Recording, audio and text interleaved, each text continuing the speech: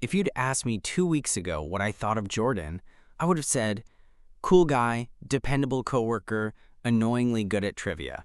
That's it. Just another name in the inbox, another voice across the open plan office. And yet, somehow, I spent New Year's Eve with his hand on my lower back and a secret I didn't know what to do with. We were both product managers at a mid-sized tech company in Chicago. Open desks, exposed brick, way too much LaCroix in the fridge. I joined 6 months earlier. Jordan had been there for 3 years. A low-key favorite of everyone. Funny, organized, the guy who remembered birthdays and refilled the coffee without anyone asking. We weren't friends, exactly. But we talked. In meetings, over Slack, sometimes in the hallway when we were the last two out at night. It was all surface-level stuff. Work gossip, dumb memes, debates over whether pineapple belonged on pizza. He never crossed a line. Never flirted. Until he invited me to the New Year's party. Technically, it was hosted by someone from marketing, but Jordan was the one who asked me. "You going to Kelly's thing?" he said one afternoon, leaning on the divider between our desks. He wore this fitted green shirt that brought out his eyes. Eyes I was usually careful not to look at too long. I shrugged. I wasn't planning on it. "You should come," he said, casual, like it didn't matter. "Could be fun. There's supposed to be karaoke." I raised an eyebrow. "You sing?" "Only if I'm at least 3 beers deep." That made me laugh. "Now I kind of want to see it," he smirked. "Then I guess I'll see you there." I should have known something was shifting in that moment, but I didn't think much of it. Not until I showed up at Kelly's loft 2 nights later, wearing the one decent sweater I owned, and spotted Jordan across the room, his face lighting up when he saw me, like I was the one he'd been waiting for. The party was loud and messy in all the usual ways. String lights, cheap champagne, people dancing too early in the night. I didn't know most of the crowd. I floated near the bar, awkward, sipping my drink too fast. Jordan found me before I could think of an excuse to leave. "You made it," he said, genuinely pleased. "Yeah, well, figured I should witness the karaoke massacre." He laughed and handed me a beer. "You nervous?" I blinked. "About what?" "Being here. With all these people." I stared at him for a second. "That obvious?" "Only to me," he said, and the way he looked at me, soft, quiet, like he saw more than I meant to show, made my chest feel weirdly tight. We ended up on the couch together, squeezed between a couple making out, and someone passed out face down on a beanbag. Jordan didn't move away when our thighs touched. He didn't move when our arms brushed. We sat like that through 3 bad karaoke numbers and half a bottle of Prosecco. Then came the countdown. People scrambled into the living room. Someone dimmed the lights. I stood next to Jordan without thinking, and somehow, in the middle of all the noise, his hand found my waist. 10, 9, I felt his breath near my ear. 8. "You okay?" he asked. 7. "Yeah," I whispered. 6, 5. He turned slightly, facing me more fully. 4. I glanced up at him. 3. His eyes didn't move. 2. He leaned in. 1. And before I knew what I was doing, I met him halfway. The kiss wasn't showy. It wasn't for the crowd. It was quick and quiet and just between us. But it hit me like a spark in a dark room. And just like that, we weren't just coworkers anymore. We didn't talk about it. The kiss, I mean. After the countdown, the crowd erupted into cheers and drunken whooping. Someone popped another bottle of cheap champagne. Kelly jumped up and yelled something about 2024 being the year of no regrets. But Jordan and I just stood there. He didn't pull away fast. He lingered, forehead close to mine, our noses brushing slightly. But then the spell broke. He smiled, soft, a little shy, and said, "Happy New Year," like he hadn't just kissed me in front of 20 people. I mumbled it back, my voice cracked. For the rest of the party, we stayed close. He didn't touch me again, not really, but he didn't move far either. When we sat back down, our knees bumped. When he laughed, he looked at me first. It was like we were both pretending nothing had happened while simultaneously acting like everything had. Around 1:30, I said I was calling it a night. "I'll walk you out," he offered. We stood together in the cold, our breath forming clouds in the freezing Chicago air. The Uber hadn't arrived yet. Neither of us was talking. I finally said it. "So?" He turned to face me, eyebrows raised. "That wasn't nothing," I said, the words puffing out in the cold. "No," he agreed quietly. "But also," I hesitated, "I don't know what it was." Jordan nodded. "Same." We stood there a second longer before he added, "I didn't plan it. You looked at me like you wanted me to." I didn't know what to say to that. He wasn't wrong. But hearing it aloud felt like stepping out of a dream I hadn't admitted I was having. He continued, "We don't have to figure it out right now. I don't regret it." That part stuck with me all night. I didn't either. Back at work the following Tuesday, it was like nothing happened. Not at first. Our desks were the same distance apart. Jordan was still wearing his slightly too tight sweaters. We still had meetings and emails and annoying requests from sales.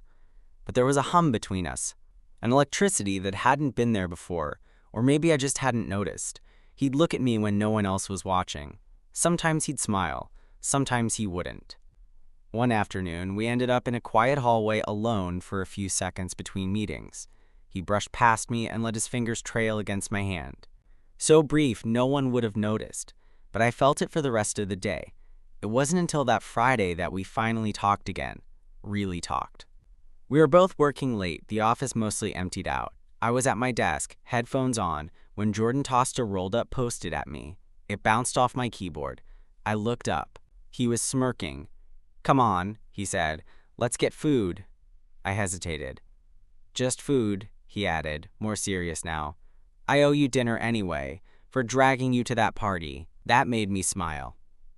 "Fine, but I'm picking the place." We ended up at a low-lit ramen spot a few blocks from the office, tucked between a laundromat and a weed dispensary. The kind of place that looked sketchy but had the best broth in the city.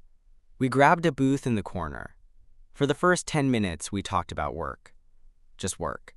Then the silences got longer. Finally, Jordan put down his spoon. "I'm not trying to make things weird," he said. I met his gaze. "They're already weird." "Yeah," he admitted, "but maybe not bad weird." I didn't answer. He leaned forward. "I've never done that before. Kissed a guy, I mean." There it was. "Oh." He gave a small, self-deprecating smile. "Is that a deal breaker?" I took a slow breath, not sure how honest I should be. "No, but it's complicated." He nodded. "I get that. I'm not trying to mess with your head." "I know," I said. I don't know what this is, or what it means." Jordan looked down at his bowl. "Me either. I just know I liked kissing you, and I've been thinking about it since." That quieted me. Because I had too. We left without a clear answer. No kiss, no dramatic moment. Just a lingering look outside the restaurant as we went separate ways. But something shifted again that night. Whatever was happening between us, undefined, uncertain, it wasn't going away. It was just beginning. After that dinner, things got weirder. Not in a bad way, just not in a way I could ignore anymore. The following Monday, Jordan brought me a coffee before our morning stand-up meeting. Nothing major. Just slid it onto my desk without saying anything, like it was the most normal thing in the world. But it wasn't. It wasn't normal, and we both knew it. "Thanks," I said softly, glancing up at him. He gave me that half smile. "No problem." That was it. No follow-up. No expectations. But it stayed with me the rest of the day. The warmth of the cup in my hand. The quiet way he lingered after he said it. And then there were the messages. They started off like our usual Slack banter. Snarky comments about coworkers, memes, random thoughts. But the tone changed. Subtly at first. A compliment here. A question that dug a little deeper there. "Jordan, you always eat the same lunch?" Me, "Yeah, why?" Jordan, "Just noticed. You're kind of a routine guy, huh?" Me, is that a bad thing? Jordan, nah, it's just kind of cute. I reread that one a few times. Saved it to a private doc. Like a teenager. The next Thursday, we were stuck in a late strategy meeting. Just the two of us and our manager, Lori. She was droning on about Q1 goals. I should have been paying attention, but I kept sneaking glances at Jordan across the table. At one point, he caught me looking. Didn't smirk, didn't tease. Just held my gaze a beat too long. When Lori finally left to take a call, the room fell silent. Jordan tapped his pen against his notebook, then said without looking up, "Want to get a drink after this?" I hesitated. Like, just us? Yeah, he said, eyes still on his notepad. Unless you don't want to. No, I said quickly. I do. We ended up at a quiet bar a few blocks away, sitting in a booth in the far corner. The lighting was dim, the music low enough that it felt like we were in our own little world. We didn't talk about work, or New Year's, or anything serious. We talked about movies, food, childhood stuff. He told me about growing up in Evanston, his older sister, the dog he missed more than most people he knew. I told him about my high school art teacher who changed my life, and how I used to write poetry before I decided paying rent was more important than being published. Then he leaned back in the booth, beer in hand, and said, "So when did you know?" "Know what?" "That you liked guys." I paused. "Honestly? Middle school, but I didn't admit it to myself until college." He nodded. "You always just knew?" "Pretty much. Why?" He stared into his drink for a second. I didn't. That quieted me. "I always thought I was straight," he continued. "Still not even sure I'm not. But then you kissed me." "You kissed me," I interrupted. He laughed. "Fine." Then we kissed. And it just felt right, like it made too much sense. I looked at him, heart pounding. It did. We didn't kiss that night, not at the bar, but when he walked me to the train and we stood under the flickering platform lights, he leaned in. Not rushed, not nervous, like he wanted to make sure it was okay. I kissed him back. It was longer this time, slower, more certain. When we pulled apart, he whispered, "Still feels right." The following days blurred. We still acted like coworkers at the office, but we were texting every night. Inside jokes became something closer to flirting. He started sitting closer in meetings, brushing against me in ways that didn't feel accidental anymore. But we hadn't talked about what this was. Was he experimenting? Was I the experiment? Was this just a fling? Or something he was serious about figuring out? Those questions started to gnaw at me. And then, at the end of a long Tuesday, everything tipped again. We were in the elevator, just the two of us, heading down after working late. The air between us was heavy. He looked over, hands in his pockets. "I don't want to keep pretending like we're just coworkers," he said quietly. I looked at him. "So what are we?" He was quiet for a moment. Then, "I don't know yet, but I want to find out. With you." The elevator dinged. The doors opened. He didn't move. Neither did I. The elevator doors stayed open, but neither of us stepped out. Jordan stood next to me, close enough that I could smell the faint mix of his cologne and whatever office coffee he'd spilled on himself earlier. His words hung between us like static. "I want to find out. With you." No one's ever said something that simple and made my heart pound that hard. I nodded, just barely. And we walked out of the elevator together. It was a short walk to the parking garage, but it felt like miles. Neither of us spoke. I wasn't even sure we needed to. When we reached his car, he turned to me again. "You want to come over?" I hesitated. Not because I didn't want to, but because everything felt like it was accelerating. And I wasn't sure if we were ready for where this was heading. But then I looked at him, really looked at him, and he didn't seem sure either. That made it feel safer, in a weird way. Like we were both stepping off the edge at the same time. "Yeah," I said, "I do." His apartment was simple, clean, A little sparse, typical single-guy furniture, a couple half-dead plants, a framed photo of his dog from high school on the shelf. He kicked his shoes off and threw his keys in a bowl by the door. I hovered awkwardly by the entrance. "You want something to drink?" he asked. "Water's good." He disappeared into the kitchen while I stood in his living room, still trying to pretend this was normal. That this wasn't the first time I'd been in his space, not just metaphorically, but literally, intimately. When he came back, he handed me a glass and stood close. Close enough I could feel the heat from his body, even though we weren't touching. "I don't know what I'm doing," he said quietly, "but I don't want to overthink this." "Then don't," I said, setting the glass down. "We don't have to label anything." He stared at me for a second like he was making a decision. And then he leaned in and kissed me again. This time it wasn't tentative. It wasn't soft or testing. It was hungry, like he'd been holding it in all week. We moved together toward his couch without a word. When we collapsed into it, his hand was already sliding up the back of my neck. My fingers curled into his shirt. His breath hitched against my mouth. We didn't go all the way. That wasn't the point.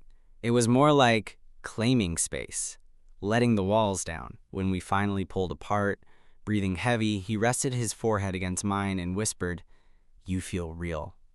That line hit me in a way I didn't expect. Because, yeah, he felt real too. After that night, the office felt like enemy territory. We kept it cool. No flirting, no lingering looks.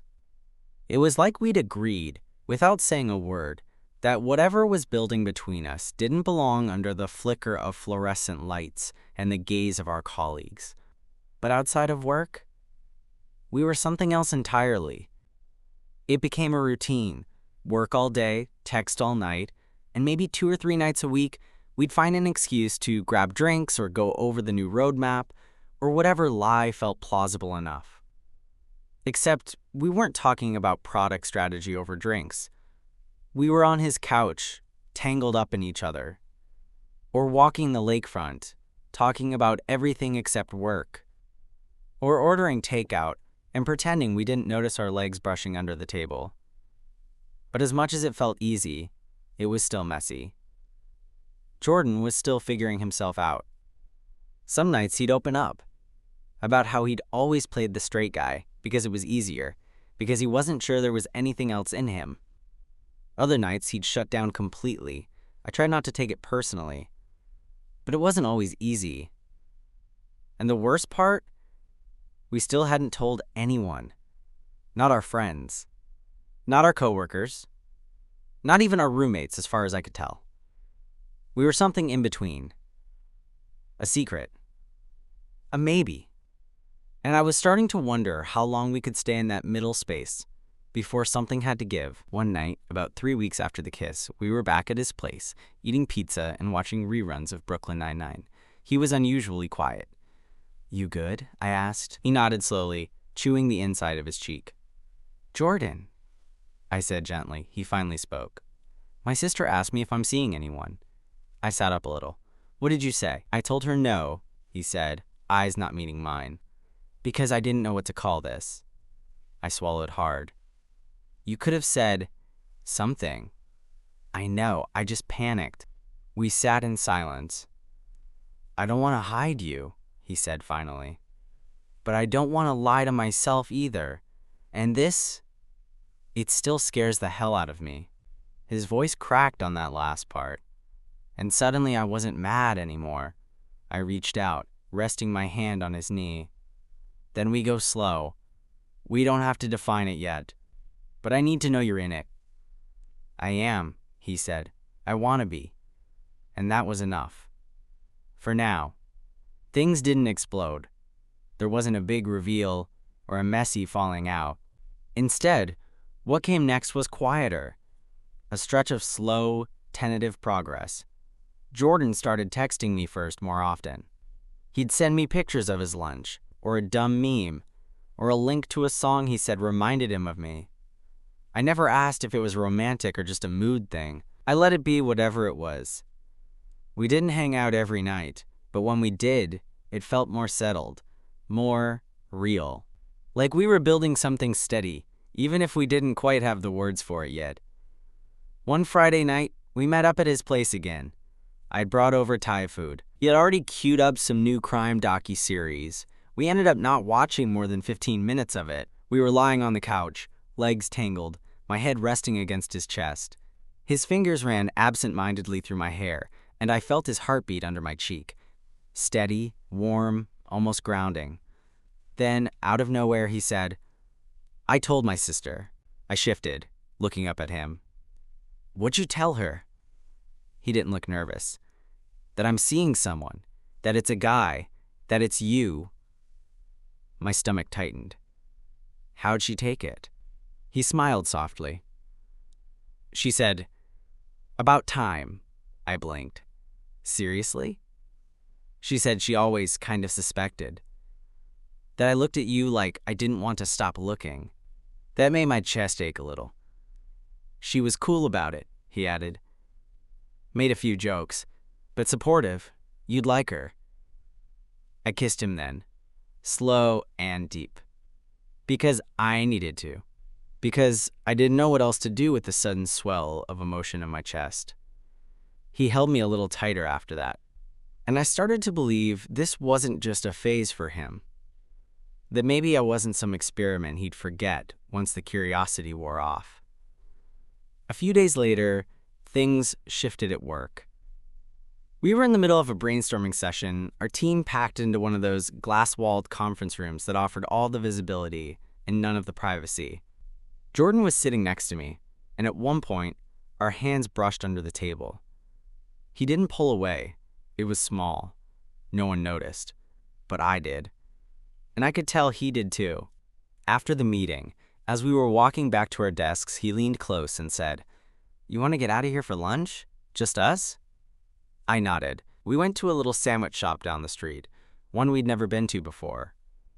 It felt new, neutral, like a place that didn't have any history or expectations attached to it. Halfway through our food, he asked, "Do you think anyone at work knows?" I chewed a bit longer than I needed to before answering. Maybe, but I don't think they'd care. "Would you?" I met his eyes. "No, I just didn't want to make you feel pressured."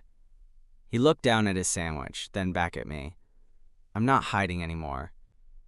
I mean, I don't want to do anything stupid, but I'm not ashamed either." That moment might have seemed casual from the outside, but to me, it felt like a door opening. We didn't come out at work with some big announcement. There was no memo or team-wide email or dramatic kiss by the vending machine. But over the next few weeks, it became obvious. We started taking lunch together, just the two of us, walking in a little closer, smiling more. And then one day, on a slow Thursday afternoon, I walked into the kitchen to grab coffee and found one of the UX designers smirking at me. "So," she said, stirring her tea. "You and Jordan, huh?" I froze. She winked. "It's cute. You guys are cute." I didn't say anything. I didn't have to. Because in that moment, I realized I wasn't scared of being seen anymore. That weekend, Jordan invited me to his parents' place. Not as his friend from work, just me. And as we drove there, his hand resting on my thigh the whole way, I couldn't stop thinking about how strange and beautiful it was that everything had changed since that New Year's kiss. That 1 second of blurred boundaries had turned into this slow, quiet, electric thing that felt more like a beginning than anything I'd felt in years. Meeting Jordan's parents felt like stepping into a parallel version of reality, one I wasn't totally convinced I had earned a place in. We pulled up to a neat, brick suburban house with a small porch and wind chimes that tinkled in the breeze. Everything about it felt warm and lived in. Safe. I suddenly felt out of place in my black hoodie and worn jeans, like I hadn't gotten the memo on how to dress for this version of my life. "You okay?" Jordan asked, hand still on my leg from the drive. I nodded, too quickly. "Yeah, just nervous." He smiled. "They're gonna love you." His confidence made it harder to breathe, but in a good way. His mom met us at the door. She hugged him first, then turned to me with open arms, as if this was always how things were supposed to go. "So this is him," she said, smiling like she'd just won a bet. I laughed awkwardly. "Hi. Yeah, I'm him." Jordan rolled his eyes. "Mom." His dad gave me a nod and a handshake, a little stiff, but not unfriendly. He asked what I did, and when I said product management, he nodded again, like that sealed the deal. "Respectable job. Not a criminal. You're good." Dinner was meatloaf and roasted potatoes. Normal. Familiar. Jordan's mom asked about my family, and I told her the usual: divorced parents, one younger sister, Thanksgiving phone calls, and awkward group texts. She nodded with an understanding look like she'd heard it all before. After dessert, Jordan and I ended up sitting on the back deck while his parents cleaned up. The porch light buzzed faintly. Crickets chirped in the distance. The kind of suburban quiet that's almost eerie when you're not used to it. "You were right," I said, nudging him. "They didn't throw anything at me." "Told you." "You didn't tell me your mom was a hugger." "She's got radar for people I like," he said, reaching for my hand. I let him hold it. No hesitation. No looking over our shoulders. That night, when we drove back into the city, neither of us said much. He parked outside my building and turned off the engine, sitting there for a moment like he wasn't ready to let the night go. He looked over at me, voice softer than usual. "Do you ever think about what this would have looked like if we hadn't kissed that night?" I smiled. "All the time." "And?" "I think I'd still be pretending I didn't notice how often you looked at me." He chuckled. "I think I'd still be pretending I wasn't waiting for you to notice." Silence fell again. "Comfortable now?" Then he leaned over and kissed me. Not hungry, not hurried, just full. Certain. Like he wasn't wondering anymore. Things at work continued to evolve. People knew now. Not because we announced it, but because it was obvious. The way he waited for me before meetings. The way I leaned into him when we walked back from lunch. The way our eyes found each other across the office, like it was a habit. No one made a big deal of it. No whispers or drama. Just a quiet understanding that something real was happening and that it didn't need to be explained. Even Lori, our manager, caught on. One afternoon, after a team review, she pulled me aside. "You two happy?" she asked, almost casually. I blinked. Yeah." She smiled, not in a smug way, but something softer. "Good. Just don't let it ruin your taste in product ideas." I laughed. "I'll try." She walked away without saying another word. That night, I told Jordan. He laughed and said, "Told you she liked you more." Around mid-February, we took our first weekend trip together. It wasn't planned to be romantic. We just both needed a break. A little Airbnb in Michigan, cold and cozy, with nothing to do but read, nap, and eat too much delivery. But it was romantic. We lay in bed most of Sunday, legs tangled passing a book back and forth. He fell asleep halfway through a chapter, his head on my shoulder. And in that moment, with the snow falling quietly outside and his arm draped across my chest, I realized I wasn't waiting for the next thing to fall apart. I wasn't waiting for him to change his mind. I was just there, with him. And it felt right. The Monday after our Michigan trip, I caught myself smiling for no reason on the train into work. It wasn't like me. I'm not a grinning at my phone on public transit kind of guy. But I had a notification from Jordan, a photo of our cabin coffee mugs with the caption, "Back to reality, but still thinking about you." And just like that, I was gone again, sinking deeper into something that felt more like home every time I touched it. But falling for someone is never just the warm, easy parts, especially not when your entire dynamic started at work. Things didn't get bad, but they got complicated. The pressure crept in slowly, deadlines stacking up, a product launch moving faster than it should, a new executive poking holes in every decision we made. Work stress turned everything louder. Jordan was quieter in meetings, more distant in the office. I knew it wasn't about me, not directly, but that didn't stop the old reflexes from kicking in. Doubt, second-guessing, wondering if I'd said something wrong. One night I texted him, "Rough day?" He didn't answer until after midnight. "Yeah, just burned out. Talk tomorrow?" The next day came and went without more than a head nod. It went on like that for a week, and I told myself to be patient, that he was still learning how to balance all this. Work, us, everything. But I felt like I'd been put back behind a wall I thought we'd already torn down. The breaking point came one Friday night when we were both still in the office way past dinner. I was reviewing analytics reports when Jordan slid into the empty seat next to me.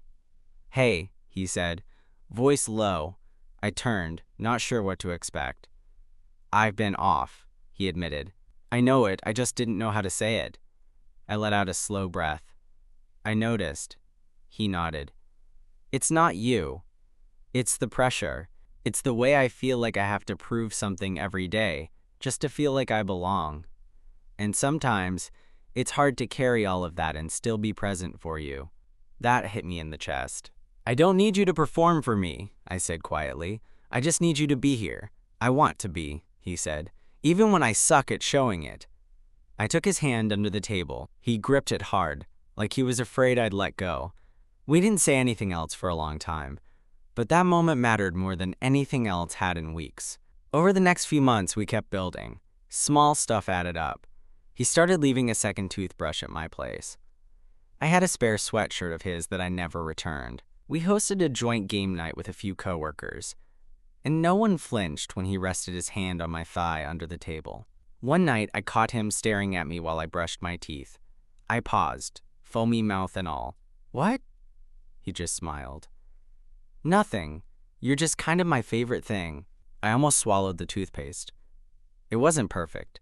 Some nights we argued, usually about stupid stuff like leaving dishes in the sink, or one of us being too short after a long day. But the arguments were different now, softer. Less like we were threatening the foundation, more like we were adjusting the frame to fit us better. Because that's what we were doing. Adjusting. Figuring it out together. Then, in late spring, our company announced a reshuffle. Jordan's team was moving floors. Mine wasn't. We'd no longer be desk neighbors, or popping into each other's meetings. There was even talk of him leading a new initiative in another city. It hit me harder than I expected. What if this changes everything? I asked one night, our legs tangled under his comforter. He looked at me with tired eyes. "It won't. You can't know that." "I do," he said. "Because the important part? That's not changing." I reached for his hand, he squeezed it. And for the first time since that first accidental kiss on New Year's Eve, I didn't feel like we were trying to figure out what we were. I just felt like we were. Jordan took the job. The one that would move him to another city. Not permanently, but long enough to matter. 6 months in Seattle. A product launch that needed hands-on leadership. They said it was a big opportunity. And it was. For him. For his career. And I told him he should do it. Because I meant it. Because love, if it was what I thought this was, shouldn't be a chain. It should be wings. But that didn't mean it didn't hurt like hell. The night before his flight, we packed together. I sat on his bed folding hoodies, pretending I wasn't watching his every move, pretending I wasn't memorizing how he looked in his apartment in this version of our life. He walked past me at one point and just stopped, standing between my knees. I looked up. "You okay?" He nodded, but his eyes were red. "You sure?" I asked. He let out a breath, dropped his forehead to mine. "I hate this." "I know. I'm scared." "I know." He didn't say what exactly he was scared of. Losing momentum, losing me, losing us. But I knew. I was scared too. But I also knew what we had wasn't small enough to fall apart just because of Miles. For those 6 months, we did the thing. Calls every night. Long texts. Silly pictures. Surprise flower deliveries. His idea, not mine. When he visited, we didn't leave the apartment except to restock snacks. When I visited him, we made a ritual out of late-night walks and terrible takeout. And through it all, we kept talking about after. After Seattle. After this launch. After distance. What would we be? Where would we go? By the time he came back, it wasn't a question anymore. He moved in with me in October. There was no dramatic U-Haul moment. Just a slow, seamless merging. His books on my shelf, his shoes next to mine, a toothbrush he never had to remember to pack anymore. One night, a couple months in, we found ourselves back at Kelly's loft. Another New Year's party. Full circle. Same people. Same music. Same dumb paper hats. But this time, when the countdown started, Jordan stood behind me, arms wrapped around my waist. 10, 9, he whispered. I think about that first kiss all the time. 8, 7. I think about how nervous I was, wondering if I was reading it wrong. 6, 5. I wasn't, I whispered. 4. Not even a little. 3. He turned me toward him. 2. He kissed me, gentle, firm, certain. 1. And just like that, another year started. But this time, we weren't just coworkers. We were something real.